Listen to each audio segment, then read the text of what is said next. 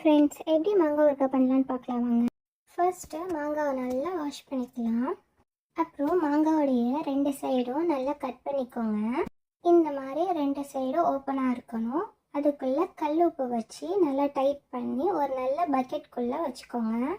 எல்லா மாங்காவையும் பக்கெட்டில் வச்சு கல் உப்பு தூவி மூடி போட்டு மூடிடுங்க. 3 days வரைக்கும் பாக்ஸோட மூடியை நம்ம ஓப்பன் பண்ணக்கூடாது. 3 நாள் சென்று ஓப்பன் பண்ணோன்னா இந்த மாதிரி தண்ணி விட்டுருக்கோம். இல்லை ஊறின மாங்காவை நல்லா அகலமான தட்டையில் எடுத்து வெயிலில் காய வச்சுக்கலாம்.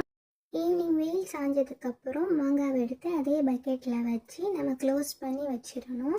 இதே மாதிரி 10 days நீங்கள் காலைல வெயிலில் வச்சுட்டு ஈவினிங் இந்த மாதிரி பக்கெட்டில் க்ளோஸ் பண்ணி வச்சிட்டிங்கன்னா நமக்கு அழகான மாங்காய் ஊறுகாய் ரெடி ஆகிடும். எவ்வளோ அழகாக வெந்திருக்குன்னு நீங்களும் இதை மறக்காமல் ட்ரை பண்ணி பாருங்கள்.